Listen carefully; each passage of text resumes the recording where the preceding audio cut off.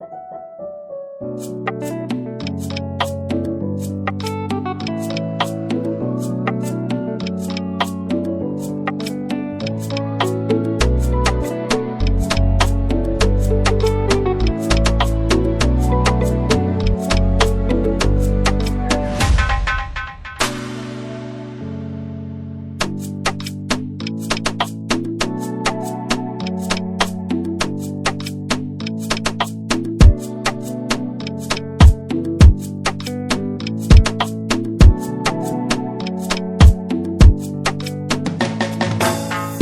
your tracks today.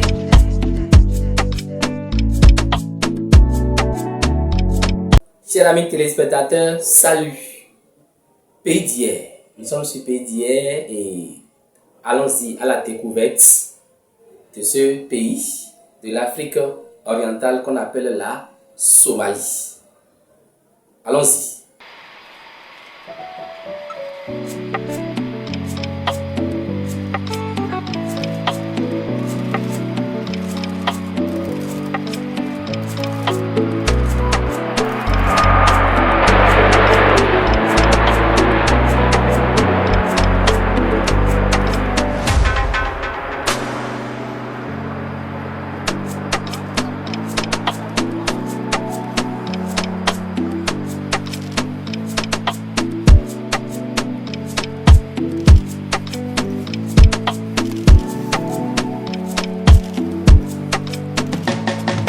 Purchase your tracks today.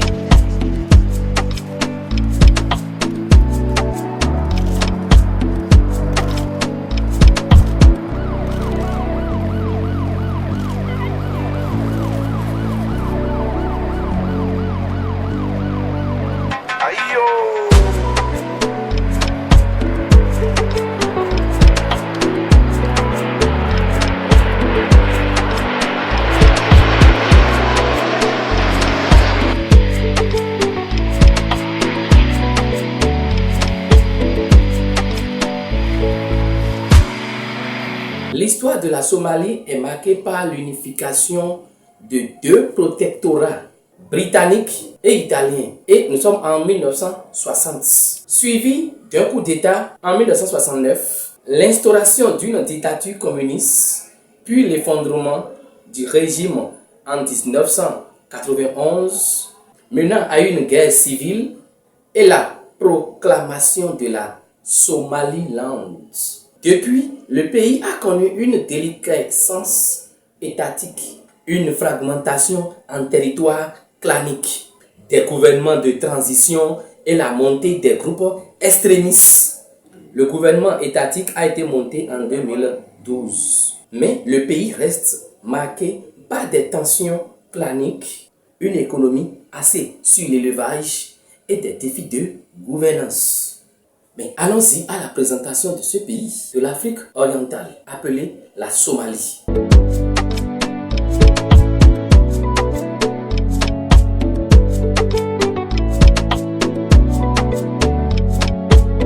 Avec une superficie de 637 657 km² et selon les recensements de 2016, avec une population de 11 millions, dirigée actuellement par le président Mohamed Abdullahi, communément appelé Farmajo. La capitale de la Somalie est Mogadiscio et la langue la plus parlée en Somalie est Af-Somali en Somalie. Entourée par le golfe d'Aden au nord, l'océan Indien à l'est et au sud-est, Djibouti au nord-ouest, l'Éthiopie à l'ouest et le Kenya au sud-ouest. La Somalie possède 3025 km de côtes et 2366 km de frontières terrestres, dont plus de la moitié avec l'Éthiopie.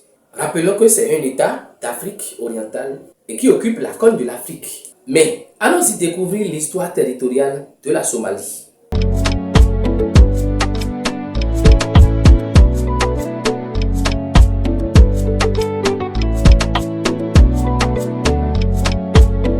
Avant la colonisation, la région était divisée en zones claniques où la terre, les pâturages, l'eau et les femmes étaient des sources de conflits. Mais au temps de la colonisation, nous sommes au 19e siècle jusqu'en 1960, le Royaume-Uni établit un protectorat sur la Somalie. Nous sommes en 1887. Et l'Italie sur la Somalie italienne. Et nous sommes en 1899. Somali Republic, July 1st, 1960. Mogadiscio, capital of the new Somali Republic. This is the land of the Somali, a tall, handsome people of Muslim faith.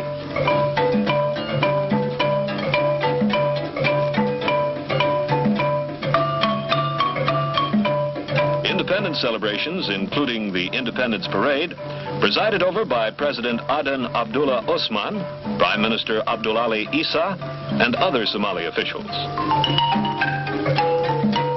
Through the efforts of the Somalia Development Commission, Somalia is modernizing.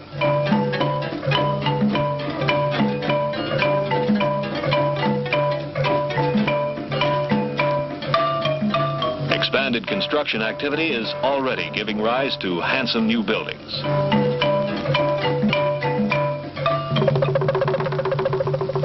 Dahomey, August 1st, 1960. Celebrations of independence in Dahomey, led by President Hubert Maga, included the signing of the transfer treaties at the mosque and a meeting of the Legislative Assembly in the open air at Porto Novo. The people of Dahomey trace their ancestry back to one of West Africa's most ancient societies.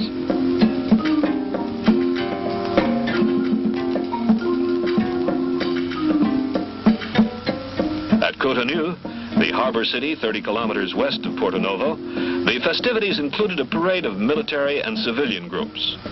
Dahomey is one of the most densely populated states of Western Africa, and great emphasis is placed by the government upon expanding educational facilities to assure the best possible future for its youth.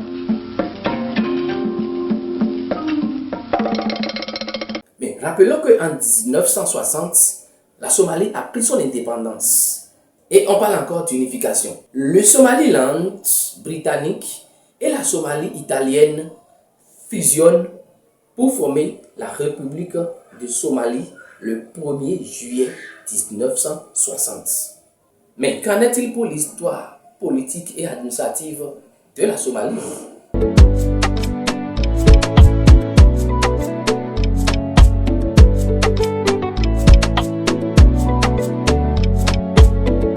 Période démocratique, nous sommes bien sûr entre 1960 et 1969.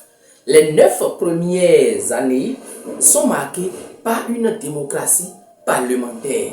Mais rappelons qu'entre 1969 et 1991, Mohamed Siad Barre prend le pouvoir par un coup d'État en 1969, instaure un régime communiste autoritaire et nationalise toutes les terres en 1975. Mais il nationalise toutes les terres en 1975.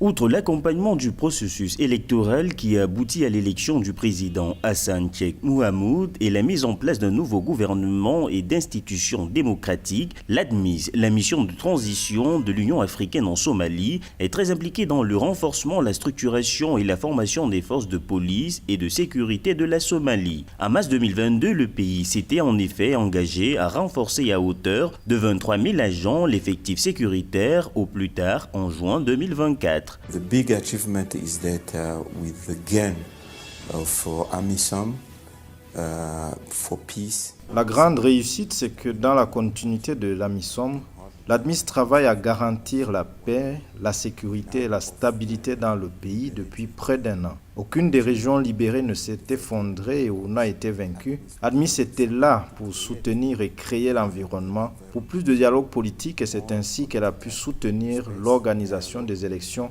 du président Hassan Sheikh Mohamud. Was able to support the organization of the elections of the President Hassan Sheikh Mohamud.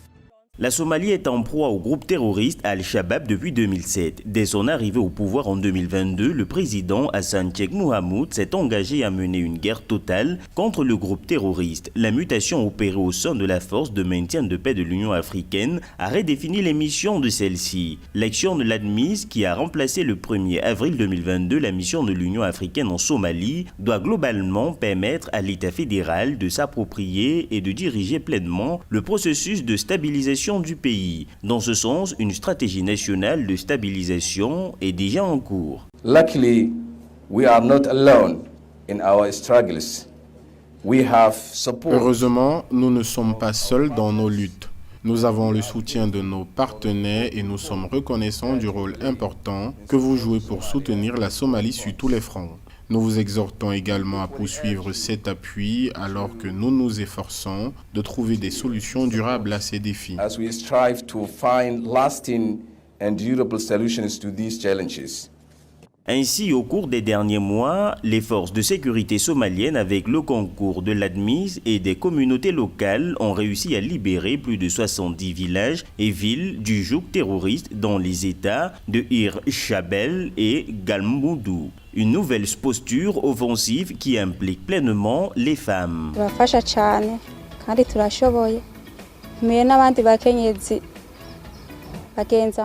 En tant que femmes, nous sommes très utiles et nous devons davantage nous impliquer.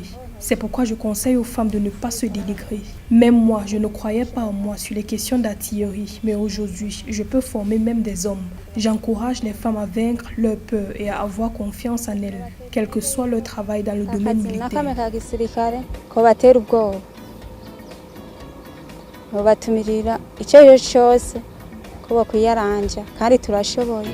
Après 15 ans de présence en Somalie, la force de soutien à la paix de l'Union africaine a entrepris à travers cette mutation d'opérer un transfert progressif des responsabilités en matière de sécurité de l'ADMIS aux forces de sécurité somaliennes d'ici le 31 décembre 2024. Conscient des efforts accomplis jusqu'ici par les autorités somaliennes, le Conseil de paix et de sécurité de l'Union africaine entend donner toutes ses chances au gouvernement fédéral pour éradiquer définitivement le fléau Al-Shabaab. Aussi appelle-t-il le Conseil de sécurité de l'ONU à lever complètement l'embargo imposé à la Somalie sur les armes. Mais en 1991, qu'en est-il pour la guerre civile et la déliquescence? La chute de Barre en 1991 entraîne une guerre civile et une fragmentation du pays en fractions et seigneurs de guerre. Le haut-commissaire des Nations Unies pour les réfugiés a appelé la communauté internationale à soutenir les efforts du gouvernement somalien pour restaurer et reconstruire le pays après 28 années de conflit. Un appel lancé après sa visite d'une nouvelle installation pour anciens réfugiés rentrés en Somalie dans la ville portuaire de Kismayo.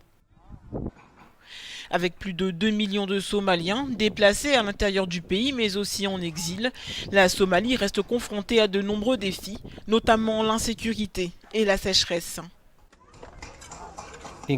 Beaucoup de progrès ont été accomplis, y compris ce que nous voyons ici aujourd'hui, mais il reste encore beaucoup à faire pour rendre le retour durable et, plus important, rendre le pays viable pour son peuple. Le nouveau quartier de Kismayo comprend des logements pour 300 familles, un nouvel hôpital, un marché et une école.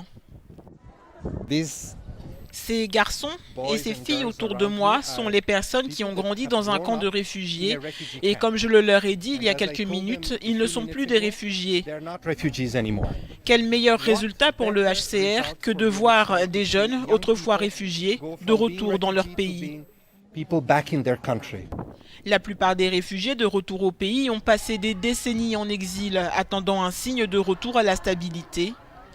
19 000 réfugiés somaliens vivant encore dans le camp de réfugiés de Dadaab au Kenya se préparent à un rapatriement librement consenti dans leur pays. Mais en 1991, il y a toujours la proclamation du Somaliland. La région nord-ouest déclare unilatéralement son indépendance. Une sécession non reconnue internationalement. Mais dans les années 2000, il y a une fédération et une reconstitution de la Somalie. Les gouvernements de transition sont formés et en 2012, le gouvernement fédéral a été établie.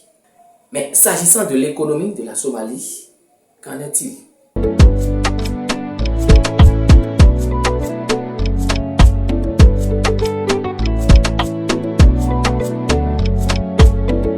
D'abord, nous avons l'économie traditionnelle qui repose principalement sur l'élevage du bétail.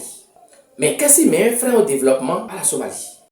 L'économie somalienne a enregistré un PIB de 11 milliards de dollars en 2023, ce qui représente une croissance économique de 4,2% grâce à la hausse des exportations de bétail, à l'augmentation des investissements et à l'essor du secteur de la construction, selon un récent rapport de l'Agence nationale des statistiques du pays. Les importations de biens et de services ont également augmenté de 99,5%, reflétant la demande intérieure croissante du pays, tandis que la consommation des ménages, qui est la composante la plus importante du PIB, a représenté 4,5%, indiquant un marché intérieur robuste. Les autorités prévoient donc d'augmenter des investissements pour stimuler les principales activités économiques du pays, y compris l'agriculture. Sans infrastructure, il est très difficile de développer le secteur productif. Aussi, si nous voulons augmenter notre contribution à l'exportation de bétail, nous avons besoin de ports adaptés et conçus pour l'exportation de bétail. Il est important que nous disposions de l'infrastructure adéquate pour transporter les produits agricoles des fermes à leur destination finale. Cela signifie que nous avons besoin de stockage, de charbon et d'installations de transformation. Si nous ne disposons pas de cette chaîne de valeur, il sera très difficile d'améliorer la production de notre secteur productif. Lors de la conférence annuelle sur la politique économique, le gouverneur de la Banque centrale de Somalie a confirmé que l'institution travaillait à renforcer le système de paiement instantané du pays afin de faciliter la croissance des activités commerciales et de permettre une collecte précise des données économiques. We are working on a number of projects. One of them Nous travaillons sur un certain nombre de projets, l'un d'entre eux étant le processus de numérisation de l'infrastructure de paiement. Le mois prochain, en août, nous lancerons un communateur de paiement somalien qui facilitera le système de paiement instantané où les acheteurs et les vendeurs, les hommes d'affaires et les commerçants pourront effectuer des transactions par le biais du système de paiement sur ce que nous appelons le système de paiement instantané. Through the payment system, on what we call instant payment system. Grâce à la stabilité accrue du pays et à l'adhésion récente de la Somalie à la communauté d'Afrique de l'Est, les autorités espèrent que la circulation des personnes et des biens jouera un rôle plus important dans la stimulation de l'économie locale. Des décennies d'instabilité sécuritaire ont gravement freiné le développement économique de la Somalie. Après l'économie traditionnelle, il y a bien sûr les ressources naturelles. Des ressources en pétrole sont convoitées, mais les grandes compagnies négocient avec le gouvernement. Et parlant de la société et culture, qu'en est-il pour la Somalie?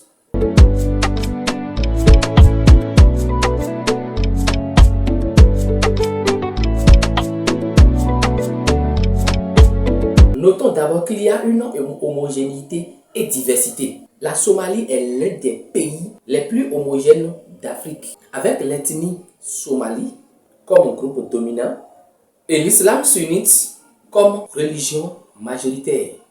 Mais qu'en est-il pour la division des clans? La loyauté clanique prévaut est une source de division politique et administrative, remplaçant parfois les institutions étatiques. Et par rapport à la langue parlée, comme je l'ai dit au départ, le somali et l'arabe sont les langues officielles du pays. Mais parlant de la culture, allons-y savourer quelques sons, danse, pas cadence de la Somalie.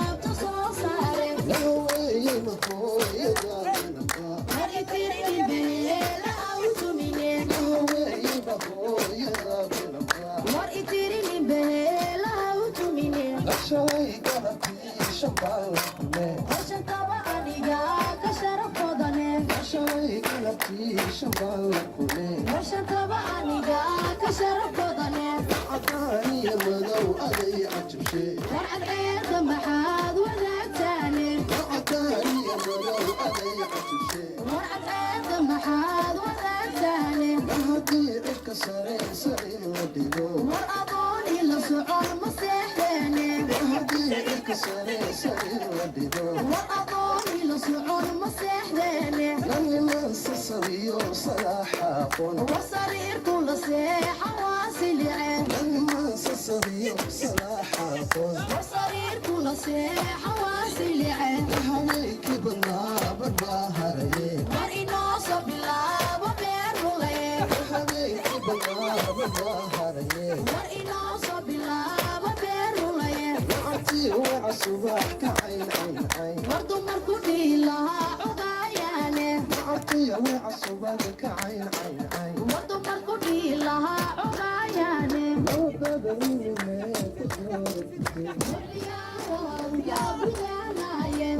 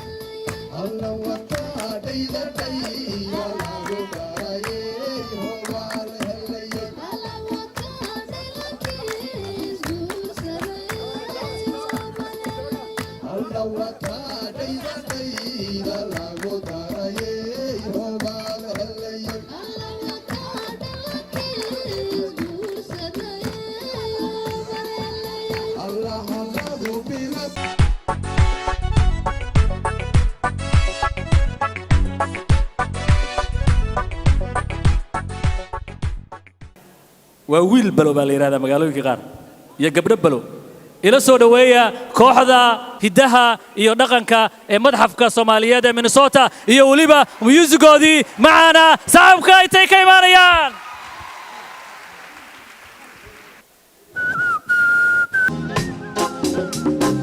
ayagalaa soo dhadhac waa kuu soo bixi soo dhadhac ayaa iga yidhi okay kulamaanda haya